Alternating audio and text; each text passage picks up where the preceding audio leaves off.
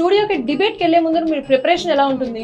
First మనసాక్షిని మడిచి కార్లోనో లేదా జేబులోనో పెట్టుకొని వచ్చేస్తారా? లేదు పొరపాటున స్టూడియోలో జేబులో నుంచి బయటకు వచ్చి నిజాలు చెప్పేస్తే మీరు ఎంత అమోఘమైన మనిషి అని తెలుసు కూడా ఇన్ని ఛానల్స్ మిమ్మల్ని డిబేట్ కి ఎలా పిలుస్తారండి? ఏ ఛానల్ కైనా కావాల్సింది ఏంటండి? స్టూడియోకి వెళ్ళి పెంట పెట్టడం. నాకంటే బాగా ఎవడు పెడతాడు? మీలాగా అనలిస్ట్ కావాలి అని అంటే వాళ్ళకు ఉండాల్సిన బేసిక్ క్వాలిటీస్ ఏంటి? గెలికి వాసన చూడడం రావాలంతే. What do you believe in? Socialism or capitalism? కాదు, కమర్షియలిజం. ఇంతకీ మీకు ఈ గౌరవ డాక్టరేట్ ఎవరిచ్చారు? మా పక్క సందులో ఉన్న ఆల్బిత్రి యూనివర్సిటీ వాళ్ళు ఇచ్చారు. మీకు ఎందుకండి?